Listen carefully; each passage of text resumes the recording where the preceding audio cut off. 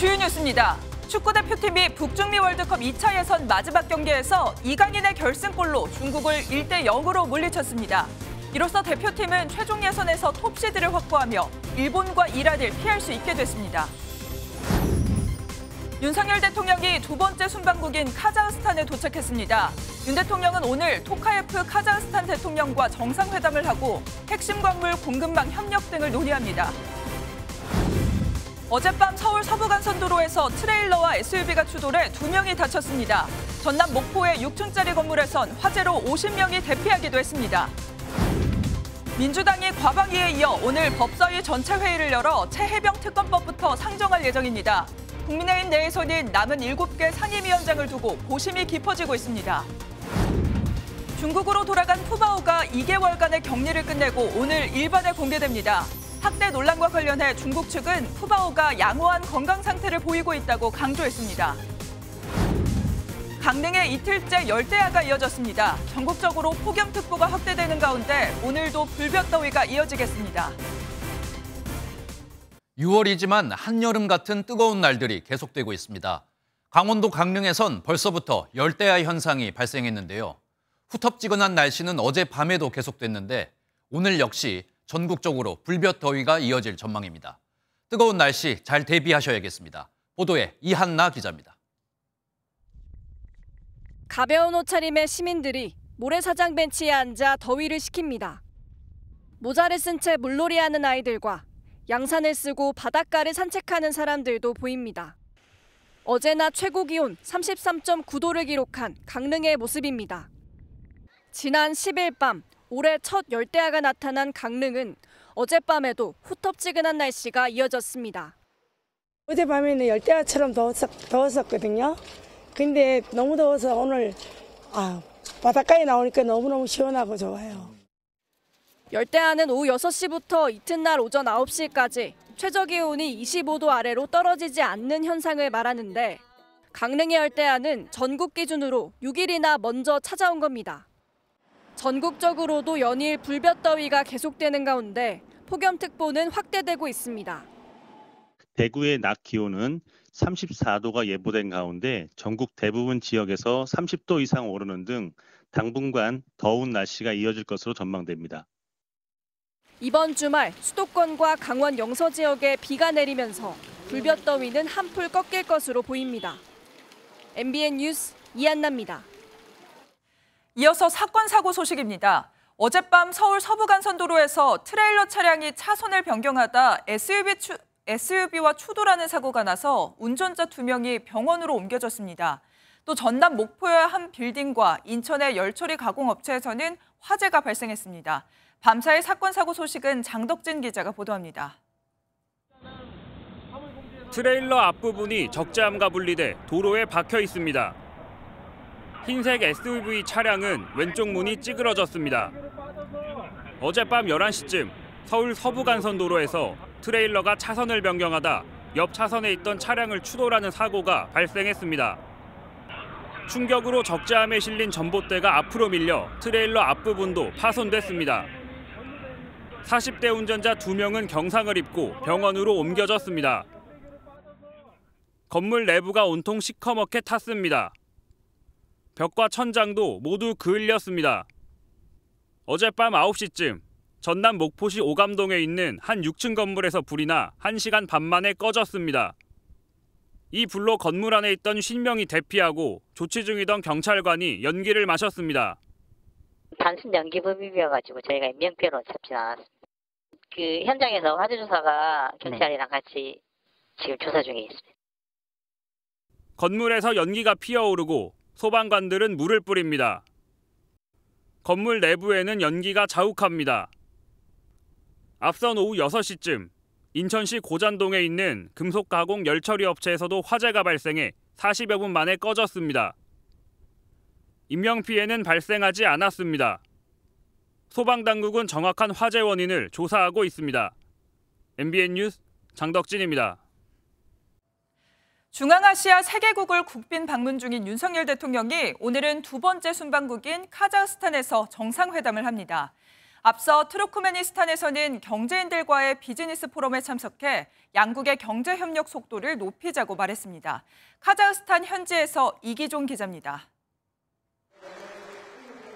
투르크메니스탄과 한국 경제인들의 비즈니스 포럼에 참석한 윤석열 대통령. 세계 4위의 천연가스 보유국인 투르크메니스탄과 산업화 경험과 첨단 기술을 보유한 한국은 함께 해야 할 일이 많다고 말했습니다. 투르크메니스탄의 명마 아할테게처럼 양국 경제 협력의 속도를 더욱 높여야 합니다. 윤 대통령은 구르반굴리 베르디 무하메도프 최고 지도자와 면담하고 김건희 여사와 부부 동반 친교 오찬을 하는 것으로 투르크메니스탄 일정을 마무리했습니다.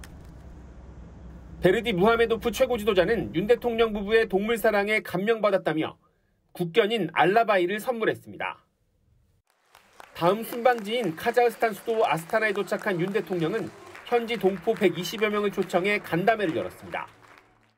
글로벌 중추국가를 지향하는 우리에게도 카자흐스탄을 포함한 중앙아시아는 빼놓을 수 없는 중요한 협력 대상입니다. 윤 대통령은 오늘 토카예프 카자흐스탄 대통령과 정상회담을 열고 전략적 동반자 관계 강화 방안을 논의합니다. 이번 정상회담에서는 다양한 핵심 광물의 산지인 카자흐스탄과의 공급망 협력 문제가 주요 의제가 될 전망입니다. 아스타나에서 MBN 뉴스 이기종입니다. 오늘 하루 중요한 일정을 소개해드리는 굿모닝 오늘입니다. 어떤 일정이 있는지 함께 살펴보겠습니다. 국민의힘은 현행 당원 100%로 치러지는 전당대회에 일반 국민 여론조사를 넣는 방안 등을 담은 당헌 당규 개정안을 오늘 발표할 예정입니다. 여론조사 비율은 30%까지 늘리는 방안이 유력하게 검토되고 있습니다. 외교부 정병원 차관보와 카를로스 페레이라 쿠바 외교부 양자총국장이 오늘 서울에서 양자 협의를 엽니다. 오늘 협의에서는 상호 공관 개설 등 양국 관계 전반에 대해 다룹니다. 서울 신림동 등산로 살인 사건의 피의자 최윤종에 대한 항소심 선고가 오늘 나옵니다. 앞서 지난 1월 1심은 무기징역을 선고했고 지난 4월 결심 공판에서 검찰은 사형을 선고해달라고 재판부에 요청했습니다. 지금까지 굿모닝 오늘이었습니다. 중국으로 돌아간 판다 푸바오가 2달 동안의 적응 기간을 마치고 오늘부터 사람들과 만납니다. 그동안 푸바오를 둘러싸고 여러 가지 이야기가 나오면서 걱정한 분들도 많으셨을 텐데요. 중국 판다 센터는 그동안 불거진 각종 의혹들에 대해서 해명하기도 했습니다. 자세한 내용은 주진희 기자가 전합니다. 낮게 깔린 풀과 물장난을 칠 수 있는 웅덩이, 그리고 편하게 누워 쉴 수 있는 평상까지 푸바오의 이름이 적힌 예쁜 현수막까지 걸려 있습니다. 오늘부터 푸바오가 일반 대중과 만나기 위해 마련된 약 300제곱미터 규모의 큰 실외 방사장으로 활발한 성격의 푸바오를 고려한 새 집입니다. 韩国的时候很受喜欢，到这里的话，我们也会尽量的，就是说是给他提供一个，就是看起来这个环境比较丰富的，然后。 실내 방사장은 작은 구멍을 통해서 자유롭게 드나들 수 있도록 준비됐습니다. 그동안 언급됐던 각종 의혹에 대해서도 하나하나 해명했습니다. 탈모 사실은 있지만 병원체 감염 등 건강 이상은 아니고 털 색이 변한 것도 여기저기 문지르며 노는 걸 좋아하기 때문이라는 겁니다. 또 정수리 자국은 미인점이라고 부르며 기대어 자다가 생긴 자국이라고 설명했습니다. 饲养员团队有一个，就是刚刚旁边那个，就是陈建斌，然后还有我，然后还有我们的饲养，就是饲养上一级饲养师嘛，他就是还有那个营养师，组成这样一个团队。 푸바오가 방사장에 나오는 시간부터 중국 TV와 인터넷으로 생중계도 될 예정입니다. MBN 뉴스 주진입니다. 홀로 어머니를 모시던 한 40대 아들이 운전 도중 갑자기 쓰러진 가로수에 맞아 숨지는 어이없는 사고가 있었습니다.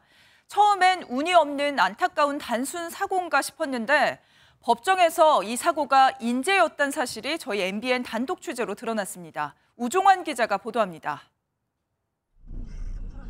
주행 중인 차량 앞으로 보이는 가로수가 점점 기울어지더니 결국 차량을 덮칩니다. 시민들이 달려와 운전자를 구하려 시도하지만 쉽지 않습니다. 이 사고로 머리를 심하게 다친 40대 남성 운전자 A씨는 치료를 받다가 결국 숨졌습니다. 처음에는 사고 직전 한 택배 차량이 나무에 부딪힌 사실이 드러나면서 단순 사고로 보였지만 A씨 유족이 성북구청을 상대로 낸 소송에서 새로운 사실이 드러났습니다. 나무가 쓰러질 위험이 있다는 걸 구청이 미리 알고도 조치를 안 했던 겁니다. 쓰러졌던 나무가 있던 자리에는 지금은 밑동까지 제거한 채 보도블럭으로 덮어놓은 상태인데요. 사고 이전부터 이미 나무가 쓰러질 것 같다는 민원이 여러 차례 제기되고 있었습니다. 사고 이틀 전에도 민원이 들어왔는데 구청은 문제가 없다며 내버려뒀습니다. 하지만 며칠 사이 시내버스 블랙박스에 찍힌 나무는 급격히 기울어지는 게 보일 정도로 위험한 상태였습니다. 법원은 나무가 썩고 있었고 이를 파악해 지지대라도 세웠다면 사고를 막을 수 있었다며 구청이 5억 원을 배상하라고 선고했습니다. 구청은 택배 차량 책임을 주장했지만 법원은 정상적인 나무라면 쓰러지지 않을 약한 충격이었다며 인정하지 않았습니다. 피해자에 대한 그 배상이 이루어진 다음에 자신들이 책임을 여부를 논하는 게 맞는데 먼저 자기들이 면피하려고 했던 부분에 관해서 이번 재판부에서 그런 부분에 대해서는 좀 경종을 울려주지 않았나. 구청이 상고하지 않아 판결은 지난달 말 확정됐습니다. 성북구청은 군의 가로수를 전수조사해 재발 방지에 최선을 다하고 있다고 밝혔습니다. MBN 뉴스 우종환입니다. 어제 아침 인천공항에선 출발하려던 항공기들이 줄줄이 지연되는 일이 벌어졌습니다. 미국 아틀라스 항공 화물기가 활주로에 착륙하다 타이어가 터져버린 건데 이 바퀴 휠이 활주로에 박히면서 사고 처리에만 12시간이 넘게 걸렸습니다. 어젯밤까지 500편이 넘는 비행기들의 출발이 지연됐습니다. 이승훈 기자가 현장 취재했습니다. 활주로 한가운데 비행기 한 대가 덩그러니 서 있습니다. 기체 밑에서는 바퀴를 교체하는 작업이 한창입니다. 어제 오전 7시쯤 미국 아틀라스 항공 화물기가 인천국제공항에 착륙하던 중 타이어와 랜딩 기어가 파손돼 활주로에 멈춰선 겁니다. 이 화물기는 사고 2시간 전 인천공항에서 이륙했는데 이 과정에서 바퀴 부품으로 추정되는 파편이 떨어져 회항하다 사고가 났습니다. 인명피해는 없었지만 사고 처리가 지연되면서 화물기가 멈춰선 제1활주로는 12시간 넘게 마비됐습니다. 무게가 있는 항공기다 보니까 타이어 안쪽에 있는 휠이 지금 활주로에 박혀있는 상태가 돼버렸습니다. 이거를 다시 들어 올린 다음에 타이어를 교체를 해야 되는데 그게 지금 난관이. 공사가 진행 중인 제2활주로까지 4개 중 2개의 활주로가 막히면서 출발을 기다리던 항공편이 줄줄이 지연됐습니다. 실제 출발편 여객기가 1시간 반에서 2시간 가까이 지연되면서 공항은 항공편을 기다리는 시민들로 붐볐습니다. 카톡으로 안내 문자 받아가지고 1시간 정도 딜레이 된다고. 그래서 어떻게 뭘 할지 잘 모르겠는데. 어젯밤 7시 반쯤이 돼서야 활주로 운영이 재개됐는데 이 사고로 노선 500여 편 이상이 지연됐습니다. MBN 뉴스 이승훈입니다.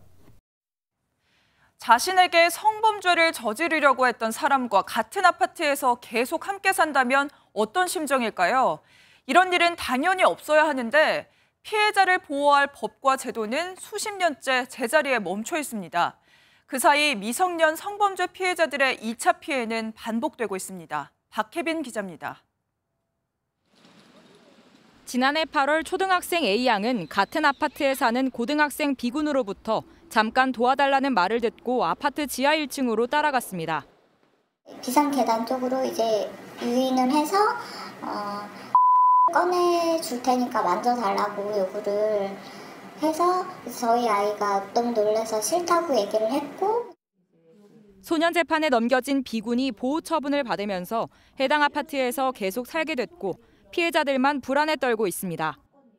정말 저희는 하루하루 정말 너무 고통스러운데 이사만 가줬으면 그냥 눈앞에 안 띄고 그냥 편안한 일상을 보내고 싶은 그 마음 하나밖에 없거든요. 2004년 밀양 집단 성폭행 사건도 당시 고등학생 가해자 44명 전원이 보호처분 등의 이유로 형사처벌을 받지 않아 20년 동안 평범한 삶을 누렸고 반면 피해자는 여전히 악몽 속에 살고 있습니다.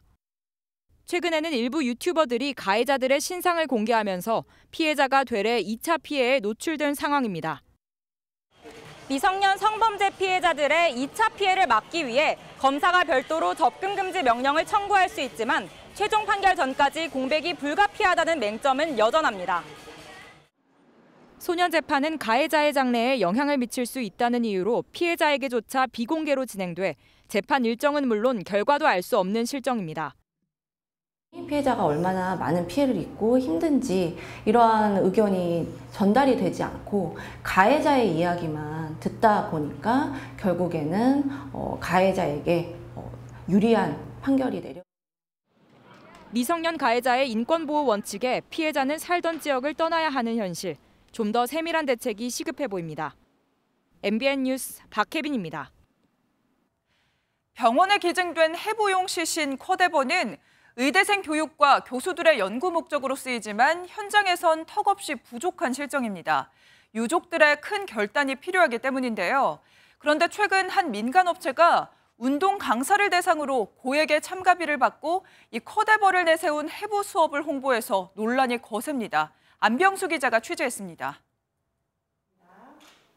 모든 의대생이 들어야 하는 해부학 수업. 하지만 기증된 시신인 쿼데버는 많지 않습니다. 시신 한 구당 실습할 수 있는 학생 수는 약 7명, 5명인 미국에 비해 열악합니다. 의대 증원으로 쿼데버가 더 귀해질 전망인데 한 민간업체가 운동 강사를 대상으로 유료 해부 수업을 진행해 논란이 적지 않습니다. 강의를 들으면 수료증을 지급한다며 홍보했고 앞서 열린 2차례 강의에서 상태 좋은 카데바라는 후기도 앞세웠습니다. 이 업체는 1인당 60만 원의 참가비를 받을 계획이었는데 카데바를 상업적으로 이용한다는 논란이 일자 오는 23일로 예정된 강의를 취소했습니다.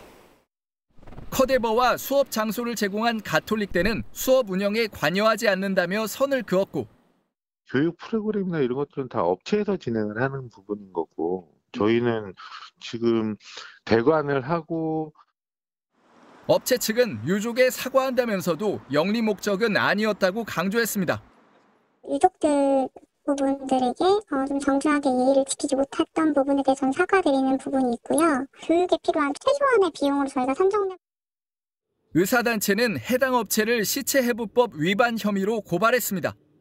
관련법에 따라 비의료인은 시신을 직접 해부할 수 없는데 이를 어긴 정황이 있다는 주장입니다. 직접 해부를 했냐 안 했냐 이런 부분에 대해서 법률적인 부분에서 따진 것이고요. 기증하시는 분들이 이제 기증할 그런 의사를 좀 잃어버리실 것 같기도 하고. 복지부는 해당 강의가 위법하다는 정황은 발견되지 않았다면서도 가톨릭대 등을 대상으로 진상조사에 착수했습니다. MBN 뉴스 안병수입니다. 우리 군이 대북 확성기 방송을 재개했던 지난 9일, 북한군 수십 명이 군사 분계선을 넘어왔던 사실이 뒤늦게 확인됐습니다. 우리 군은 경고 사격을 하자 북한군이 곧바로 돌아갔다며 실수로 넘어온 것 같다 설명했는데요. 그래도 때가 때인 만큼 다른 도발이 일어나진 않을지 우려의 목소리도 나오고 있습니다. 강재목 기자입니다. 북한군이 중부전선 비무장지대에서 군사분계선을 넘은 사실이 뒤늦게 공개됐습니다. 합동참모본부는 지난 9일 낮 12시 30분쯤 비무장지대에서 작업을 하던 북한군 일부가 군사분계선을 약 50m 침범했었다고 밝혔습니다. 군사분계선을 넘은 북한군은 약 20명으로 경고방송과 경고사격이 이뤄진 뒤 즉시 북쪽으로 돌아갔습니다. 북한군이 즉각 북상한 것 외에는 현재까지 특이 동향은 없습니다. 동향을 면밀하게 감시하면서 작전 수행 절차에 의거 필요한 조치를. 군은 북한군 여러 명이 곡괭이와 같은 도구를 지참하고 있었던 것으로 보아 작업 중 길을 잃은 것으로 판단해 침범할 의도는 없던 것으로 판단했습니다. 또 당시 비무장지대는 수풀이 우거져 있어 군사분계선이 잘 보이지 않는 상태였다고 설명했습니다. 다만 북한군 중 일부는 무장 상태였던 것으로 전해졌습니다. 우리 군은 북한군이 군사분계선에 다가오기 전부터 상황을 관측하고 있었다고 설명했습니다. 군이 북한군의 침범 사실을 이틀이 지나 공개한 것을 두고선 남북 사이 긴장감이 고조되는 것을 피하기 위한 것이라는 분석이 나옵니다. 대응은 단호하고 즉각적으로 하되 메시지 전달 측면에서는 다소 숨고르기를 하면서 상황을 확전으로 몰고 가지 않으려는 북한군이 군사분계선을 침범한 지난 9일은 우리 군이 대북 확성기 방송을 재개한 날입니다. 서로 무관하지 않을 수 있다는 관측 속에 우리 군도 동향을 주시하고 있습니다. MBN 뉴스 강재명입니다. 그런데 북한은 우리 군의 확성기 방송이나 탈북자 단체가 날리는 대북 전단에 왜 그렇게 예민한 걸까요? 탈북자들의 이야기를 직접 들어보니 확성기에서 나오는 트로트 음악을 들으면 북한 주민들 사이에서 그 노래가 금방 유행한다고 합니다. 특히 우리나라 드라마는 다음 편이 너무 궁금해서 북한 주민들이 총살 위험을 무릅쓰고 찾아볼 정도라고 합니다. 김세희 기자가 취재했습니다. 한 북한 이탈 주민은 주민들이 대북 확성기로 접한 트로트 노래들을 즐겨 부를 정도라고 증언했습니다. 한두 번 들어보면 흥얼흥얼 다 따라해요. 신경의 변화라는 게. 그래서 이제 노래를 부르다 보면 야, 이거 한국 드라마를 봐야 되겠네. 탈북 단체들이 대북 전단과 함께 보내는 USB 등을 통해 유포되는 한국 드라마는 북한 주민들이 처벌을 감수하면서까지 보게 된다는 설명입니다. 한번 빠지면 총살당해도 보는 게 한국 드라마거든요. 안 보고는 못 견디거든요. 특히 북한 MZ세대인 장마당 세대는 한국 등 외부 세계에 대한 갈망이 큽니다. 북한이랑 외부 세계랑 너무 다른데라는 인식을 가지게 되는 것 같고요. 탈북민 중에는 어떤 분들은 아이돌이 보고 싶어서 왔다라는 분들도 있거든요. 전문가들은 장마당 세대가 외부 정보에 대한 북한 정부의 통제에 반감을 갖고 있는 만큼 대북 확성기나 대북 전단으로 인한 동요가 클 것이라고 전망했습니다. MBN 뉴스 김세희입니다.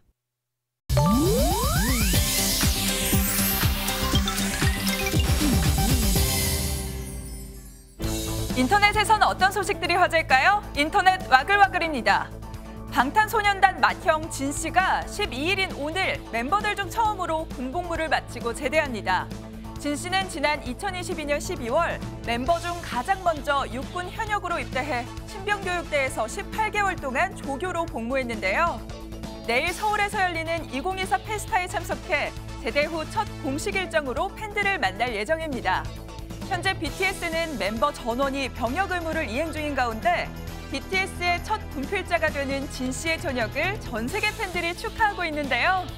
진 씨의 전역을 시작으로 두 번째로 입대한 제이홉이 오는 10월 전역하면서 내년이면 완전체로 돌아올 방탄소년단에 대한 기대감도 높아지고 있습니다. 골프 선수 출신 박세리 씨가 이끄는 박세리 희망재단이 박 씨의 부친을 경찰에 고소한 사실이 뒤늦게 알려졌습니다. 어제 박세리 희망재단 측에 따르면 재단은 지난해 9월 박세리 씨의 부친을 사문서 위조 혐의로 대전 유성경찰서에 고소했는데요. 박세리 씨의 부친이 국제골프학교를 설립하는 업체로부터 참여 제안을 받고 박세리 희망재단의 법인 도장을 몰래 제작해 사용한 사실을 확인했다며 고소 배경을 밝혔습니다. 이에 따라 박세리 씨 부녀에 대한 누리꾼들의 관심도 커지고 있는데요. 다만 재단 측 관계자는 재단 이사회를 통해 고소한 걸로 부녀 갈등으로 보는 건 과하다는 입장을 전한 걸로 알려졌습니다.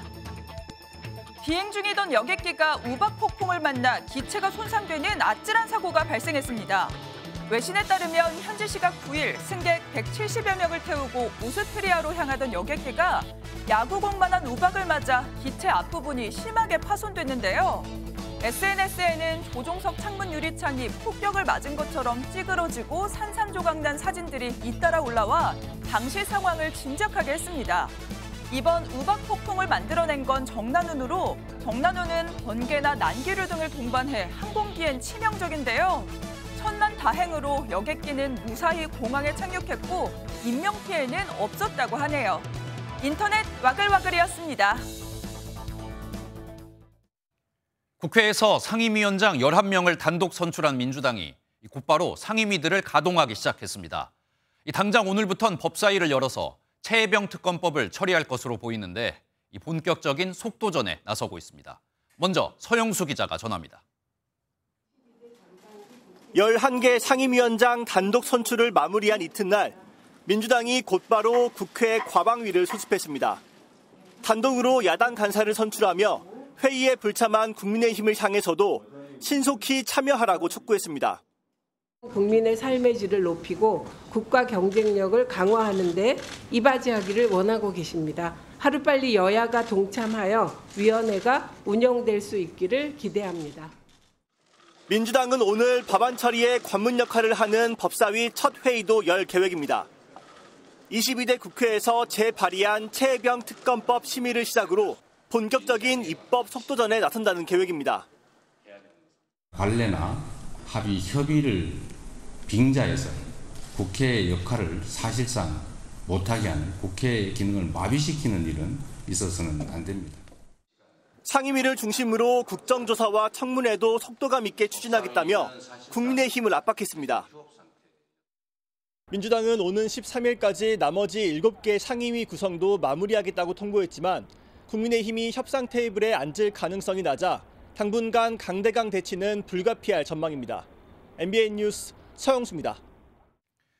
앞서 보신 것처럼 법사위를 가져간 민주당은 검사 탄핵 재판을 맡은 법률 대리인단의 교체도 추진하고 있습니다. 지난 21대 국회에서 국민의힘이 만들어 놓은 구성을 바꾸겠다는 건데 이 검사 탄핵 재판에도 적극적으로 나서겠다는 입장입니다.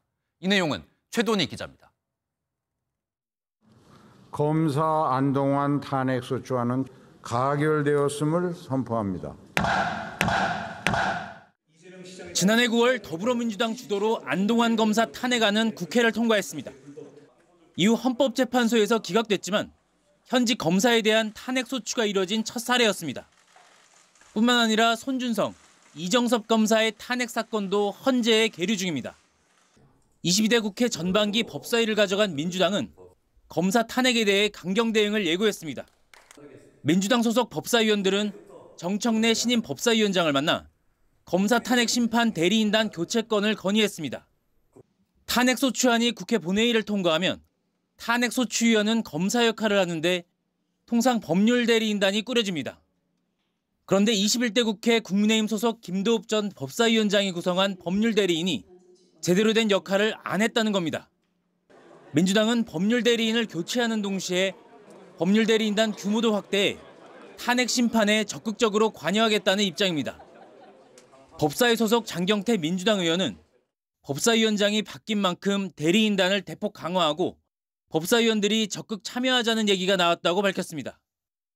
이에 대해 국민의힘 관계자는 민주당과 합의하에 해왔는데 이제 와서 소극적이라고 문제 삼는 건 말도 안 된다고 비판했습니다. MBN 뉴스 최돈입니다. 국민의힘은 민주당이 일방적으로 국회를 운영하고 있다며 강하게 반발하고 있습니다. 우원식 국회의장의 사퇴를 촉구하고 모든 국회 일정에 불참하는 등 반발 수위를 높이고 있는데요. 하지만 나머지 7개 상임이라도 가져와야 하는 것 아니냐는 목소리에 고민이 커지고 있습니다. 이어서 유승호 기자입니다. 국민의힘이 우원식 국회의장의 사퇴를 촉구하는 결의안을 국회에 제출했습니다. 우 의장이 중립 의무를 어기고 본회의를 편파적으로 진행하며 권한을 남용해 상임위를 강제 배정했다는 이유입니다. 국민의힘은 모든 상임위 일정에도 불참하겠다고 선언했습니다. 대한민국 국회를 민주당의 의총장으로 지금 생각을 하고 있다. 일방적으로 진행하고 통보하는 그러한 일정에 관해서는 저희들이 전혀 함께할 수 없고. 대통령실도 민주당을 향해 힘자랑 일변도의 국회 운영을 고집한다면 대통령 제2요구권 행사의 명분은 더욱 견고해질 것이라며 경고했습니다. 국민의힘은 우선 당내 15개 특위에서 자체 현안 논의를 다루고 매일 의원총회를 열어 대야투쟁 방식을 모색할 예정입니다. 그런데 당 내부에서는 기재위와 외통위, 정보위 등이 포함된 7개 상임이라도 받아 국정 운영에 책임 있는 자세를 보여야 한다는 의견과 이를 수용하면 주도권을 뺏길 수 있다는 의견이 갈리는 것으로 알려졌습니다. 민주당이 내일 본회의를 열어 7개 상임위를 선출하겠다고 예고한 만큼 국민의힘의 고심이 더욱 깊어지고 있습니다. MBN 뉴스 유승호입니다. 대북 송금 사건으로 이화영 전 경기도부지사가 징역 9년 6개월의 중형을 선고받으면서 민주당 이재명 대표의 사법 리스크도 커지고 있습니다. 민주당은 검찰 수사를 비판하면서 특검법을 추진하고 있는데 여기에 대해 이원석 검찰총장이 작심 발언을 쏟아냈습니다. 현지우 기자의 보도입니다. 출근길 차량에서 내린 이원석 검찰총장의 낯빛은 어두웠습니다. 더불어민주당이 발의한 이화영 대북송금 진상규명 특검법에 대해 작심한 듯 날선 비판을 쏟아냈습니다. 검찰을 넘어서서 사법부에 대한 압력, 그리고 우리 헌법에 나오는 재판의 독립, 사법부의 독립에 대한 심각한 침해라고 보고 있습니다. 이 총장은 사법부에 대해 욕설을 암시하는 SNS를 남기고 재판부 자체를 인정할 수 없다는 말을 하고 있다면서 앞으로 판사에 대한 특검과 탄핵까지 이어지지 않을지 걱정이라고 우려했습니다. 실제로 민주당은 이화영 전 경기도 평화부지사에 대한 선고 이후 공세 수위를 급격히 높이고 있습니다. 대북 송금 사건과 관련한 진상규명 특검법을 발의한 데 이어 검찰 수사팀에 대한 탄핵까지 추진하겠다는 말이 공개적으로 나오고 있습니다. 검찰에 대한 공격이 거세지는 상황에서 이 총장은 진영과 정파, 이해관계를 떠나 증거와 법리를 따르는 원칙을 지키겠다고 강조했습니다. 판결문을 현재 정밀하게 분석하고 있는 절차를 진행하고 있습니다. 판결문 분석 절차와 함께 수사에 대해서 차질 없이 진행하도록 하겠습니다. 검찰은 판결에 대한 분석을 마치는 대로 이 대표를 제3자 뇌물과 외환거래법 위반 등 혐의로 기소할 예정입니다. MBN 뉴스 현주호입니다. 김건희 여사의 명품 가방 수수 의혹에 대해 국민권익위원회가 위반 사항이 없다고 결론을 내리자 민주당은 연일 맹공을 퍼붓고 있습니다. 김건희 여사에게 면죄부를 줬다며 권익위를 비판하면서 동시에 김건희 여사 특검법도 처리한다는 계획입니다. 보도에 강영호 기자입니다. 국민권익위원회의 결정에 대해 민주당은 면죄부를 준 것이라며 비판을 이어갔습니다. 아울러 특검법을 추진할 명분이 더 생겼다는 판단입니다. 온 국민이 명품백 수수 현장을 똑똑히 지켜봤지만 처벌 조항이 없다면서 면책했습니다. 그렇다면 앞으로 공직자의 배우자 누구나 대놓고 명품을 받아도 죄다 봐줄 작정이란 말입니까? 권익위를 소관하는 국회 정무위원회 소속 민주당 의원들은 명백한 직무유기라며 현행 청탁금지법의 보완 입법을 예고했습니다. 국민권익위원회를 방문을 해서 항의나 다시 조사를 할 것들을 촉구하는 그런 행위들도 할 것이고 형사 책임을 묻거나 국정조사에도 엄밀히 책임을 묻는 그런. 고위공직자의 배우자가 금품을 수수하면 처벌받는 법안도 발의됐습니다. 이른바 만사형통 방지법입니다. 조국 조국혁신당 대표는 과거 딸 조민 씨가 장학금을 받은 사실로 처벌받은 일을 언급하며 권익위 비판에 동참했습니다. 이번 권익위 언론에 따라 야권을 중심으로 한 김건희 여사 특검법 추진에 본격적인 속도가 붙을 것이란 전망이 나옵니다. MBN 뉴스 강영호입니다. 문재인 전 대통령의 부인 김정숙 여사의 외유성 인도 방문 의혹에 대해 검찰이 수사에 착수했습니다. 5개월 넘게 수사에 진척이 없었는데 검찰은 해당 사건의 담당 부서를 바꾸면서 수사를 본격화하고 있습니다. 이 내용은 이혁재 기자가 보도합니다. 문재인 전 대통령의 부인 김정숙 여사가 고발된 건 지난해 12월이었습니다. 김 여사가 지난 2018년 인도를 순방한 게 사실은 여행이 목적이었고 위법하게 대통령 전용기까지 이용했다며 고발된 겁니다. 검찰은 해당 사건을 서울중앙지검 형사 1부에 배당했지만 5개월 넘게 수사 진척이 없었습니다. 잠잠하던 이 사건은 최근 문 전 대통령이 회고록을 통해 김 여사의 인도 순방을 언급하면서 재점화됐습니다. 문 전 대통령이 인도 정부의 초청에 의한 공식적인 외교 활동이라며 의혹을 사실상 반박하자 여당에서는 특검 필요성까지 거론했습니다. 검찰은 해당 사건을 중앙지검 형사 2부로 재배당하고 수사에 나섰습니다. 김건희 여사의 명품 가방 수수 의혹을 수사하고 있는 형사 1부의 부담을 줄여준 것으로 보입니다. 담당 부서를 바꾼 것은 검찰이 본격적으로 수사에 착수하려는 의지를 보인 것이라는 해석이 나오는 가운데 검찰은 김 여사가 인도 출장에 나선 경위, 출장 지출 내역 등을 들여다볼 계획입니다. MBN 뉴스 이혁재입니다. 미국 대통령 선거에서도 사법 리스크에 눈길이 쏠리고 있습니다. 얼마 전 공화당 대선 후보인 트럼프 전 대통령이 유죄 판결을 받았었죠. 그런데 이번엔 바이든 대통령의 아들이 불법 총기 소유 혐의로 재판에서 유죄 판결을 받았습니다. 자세한 내용은 워싱턴에서 최종락 특파원입니다. 바이든 대통령의 차남 헌터 바이든과 부인 그리고 질 바이든 여사가 서로 손을 잡고 법원 밖을 빠져나옵니다. 앞서 배심원단은 헌터 바이든의 불법 총기 소유 혐의 재판에서 유죄 판결을 내렸습니다.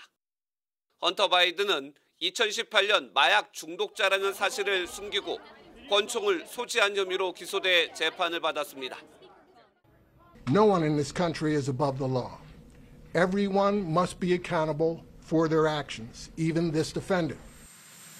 헌터 바이든 측은 배심 절차를 존중한다고 밝혔고 바이든 대통령도 성명을 내고 아들을 사랑하며 오늘날의 그를 자랑스럽게 생각한다고 말했습니다. 특히 바이든 대통령은 총기 규제의 필요성을 강조하는 연설에 나섰는데 공교롭게도 아들의 불법 총기 소유 유죄 판결 이후였습니다. The year before I came to the presidency, the murder rate was the highest increase on record. Last year we saw the largest decrease of murder in history of America. 공화당은 트럼프 전 대통령의 유죄 판결로 수세에 몰렸던 것을 이번 기회에 만회하려는 듯 헌터 바이든의 탈세 혐의도 몰아붙였습니다. 바이든 대통령의 부통령 제임스 우크라이나 에너지 기업의 임원으로 영입된 의혹과 맞물려 있다며 탄핵 조사도 진행하고 있습니다. To expose that. Today is the first step in delivering accountability for the Biden crime family. We must and we will continue as House Republicans to investigate the Biden crime family. 미국 역사상 현직 대통령 자녀가 유죄 판결을 받은 것은 처음입니다. 트럼프와 바이든 모두 사법 리스크를 갖게 되면서 법적 차별화는 사라졌다는 평가가 나오고 있습니다. 워싱턴에서 MBN 뉴스 최종락입니다. 프로폴리스 잘 아시죠? 꿀벌이 세균으로부터 벌집을 보호하려고 나무 수액과 분비물을 섞어 만든 천연 물질인데요. 우리 몸에 노화를 늦추는 항산화, 그리고 구강 항균 효과가 있어서 챙겨 드시는 분들 많을 겁니다. 그런데 온라인에서 구매 대행으로 파는 해외 프로폴리스 제품의 절반이 국내 기준에 못 미치는 함량이었고 또 4개 중 1개꼴로는 장기간 섭취하면 간 기능에 위협을 주는 걸로 나타났습니다. 정주영 기자가 취재했습니다. 인터넷에서 프로폴리스를 검색해봤습니다. 호주나 캐나다 등 청정 국가에서 만든 프로폴리스를 대신 구매, 국내로 보내주겠다는 광고가 넘쳐납니다. 소비자원이 이런 방식으로 팔리는 해외 프로폴리스 제품 40개의 성분을 분석했습니다. 절반에 가까운 18개 제품에서 항산화 기능성 성분인 플라보노이드 함량이 국내 건강기능식품 인정 요건을 충족하지 못했습니다. 식약처는 플라보노이드 1일 섭취량이 20에서 40mg 사이일 때 건강기능식품으로 인정하는데 7개는 함량이 20mg에 못 미쳤고 11개는 40mg을 초과했습니다. 4개 중 1개꼴로 함량이 너무 높아 건강을 위협할 우려가 있는 겁니다. 총 플라보노이드 함량이 과도하게 장기간 복용하실 경우에는 간 기능에 무리를 줄 수 있어서 소비자의 주의가 필요합니다. 함량 표기를 제대로 안 한 제품도 있습니다. 이 제품은 밀리리터당 35mg의 플라보노이드가 들어있다고 적혀 있지만 실제 함량은 100분의 1 수준에 불과했습니다. 소비자원은 해외에서 들여온 프로폴리스는 국내 식약처 인증을 안 받은 일반 식품인데도 감기 예방 등을 광고해 소비자가 오인할 소지가 있다고 지적했습니다. 또 구매 대행 사업자에게 오인 광고 시정을 권고하고 건강기능식품이 아닌 일반 식품이란 점을 명시하도록 했다고 밝혔습니다. MBN 뉴스 정주영입니다.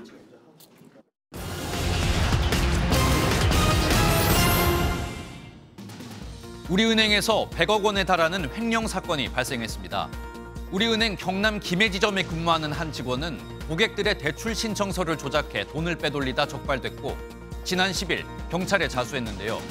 이 직원은 횡령한 돈으로 가상화폐 등에 투자하다 40억 원 정도의 손실을 본 것으로 파악됐습니다. 국제거래 성적표라고 할 수 있는 우리나라의 경상수지가 지난 4월 1년 만에 적자를 기록했습니다.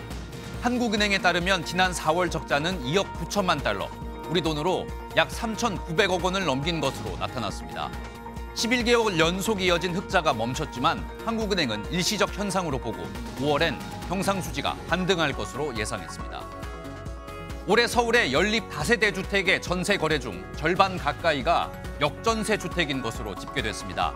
이 역전세 현상이란 기존 전세 금액보다 시세가 하락해서 집주인이 전세금을 돌려주기 어려운 경우가 벌어지는데 이런 역전세 비중은 작년보다 11% 넘게 늘어 46%가 역전세 상황으로 나타났습니다. 전세금이 가장 많이 떨어진 지역은 강서, 구로, 금천구 순이었습니다. 지금까지 굿모닝 경제였습니다.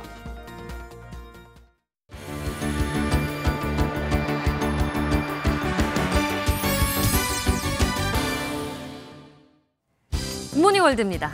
지형상 헬기를 착륙시키기 어려운 곳에서의 구조 활동이 펼쳐졌습니다. 로프를 이용해서 구조해냈다는데요. 미국으로 가보겠습니다. 구조대원이 헬기에서 로프를 타고 내려옵니다. 이내 2명을 로프에 연결하고 헬기로 끌어올리는데요. 구조된 사람들은 카이트 서핑을 하다가 조난된 서퍼들입니다. 서퍼들은 돌멩이들을 모아서 해변가에 헬프라는 도움 요청 글씨를 써놨는데요. 근처를 지나던 한 개인 헬기 조종사가 이를 보고 구조당국에 신고를 했다고요. 부상 없이 무사히 구조됐다니 다행이네요. 다채로운 색깔의 개성 넘치는 피아노들이 뉴욕 거리에 나타났습니다. 어떤 모습의 피아노들일까요? 영상 함께 보시죠. 미국 뉴욕 맨해튼에 화려한 모습의 피아노들이 설치돼 있습니다. 사람들이 자유롭게 와서 즐거운 표정으로 연주하는데요. 어린아이의 연주 솜씨가 제법이죠. 이 피아노들은 앞으로 3주간 뉴욕시 전역으로 옮겨지며 사람들이 자유롭게 연주할 수 있도록 할 예정입니다. 9.11 테러 이후 설립된 한 비영리 단체가 더 나은 세상을 만들자는 기치로 주최한 행사라는데요. 인류 공통의 언어, 음악이 거리 곳곳에 퍼져나가는 모습 보기 좋네요. 미국 의회 도서관은 역사적 가치가 큰 물품들을 소장해 전시하고 있다는데요. 어떤 물품들이 있는 건지 함께 살펴보시죠. 에이브러햄 링컨 대통령이 암살될 당시에 주머니에 가지고 있었던 물건들입니다. 뮤지컬 사운드 오브 뮤직의 유명한 노래죠. 도레미의 작사가 오스카 해머스타인이 직접 손으로 쓴 가사 초안도 보관돼 있습니다. 이 외에도 15세기 히브리어로 쓰여진 종교 문헌의 사파 등 다양한 소장품 1억 7천만 개 중 일부를 골라 갤러리를 구성했는데요. 도서관을 일반 관광객과 학생들에게 더욱 매력적인 장소로 보여주기 위해서 이번 전시를 개최했다고 미국 의회 도서관 측은 전했다네요. 지금까지 굿모닝 월드였습니다. 때이른 더위의 기세가 만만치 않습니다. 지난 밤에도 열기가 식지 못해 강릉은 25도를 웃돌며 이틀째 열대야 현상이 이어지고 있고요.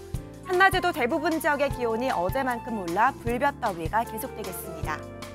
경기도 용인과 전남, 영남 지역 곳곳에 폭염주의보가 발효 중인 가운데 서울의 낮 기온 31도, 강릉 34도, 경주는 35도까지 오르겠습니다. 이렇게 낮 기온이 크게 오르다 보니 대기가 불안정해져 일부 남부 내륙에는 소나기가 오겠습니다. 양은 5에서 20mm가 예상되고요. 돌풍과 함께 천둥, 번개가 치는 곳이 있겠습니다. 오늘 하늘은 대체로 맑겠지만 오전까지 서해안과 남해안에는 짙은 안개가 끼는 곳이 있겠고요. 낮 동안 전국적으로 자외선과 오존 농도가 높게 치솟겠습니다. 지역별 현재 기온 보겠습니다. 서울 19.9도, 강릉은 27.5도 나타내고 있습니다. 낮 기온은 대전 33도, 광주 32도, 대구는 34도가 예상됩니다. 모레까지 대체로 맑은 가운데 한낮에는 30도를 웃도는 때이른 더위가 이어지겠고요. 토요일에는 수도권과 강원 영서, 제주에 비가 내리겠습니다. 날씨였습니다. 수요일 아침 굿모닝 MBN 마치겠습니다. 오늘도 좋은 하루 보내시기 바랍니다. 고맙습니다.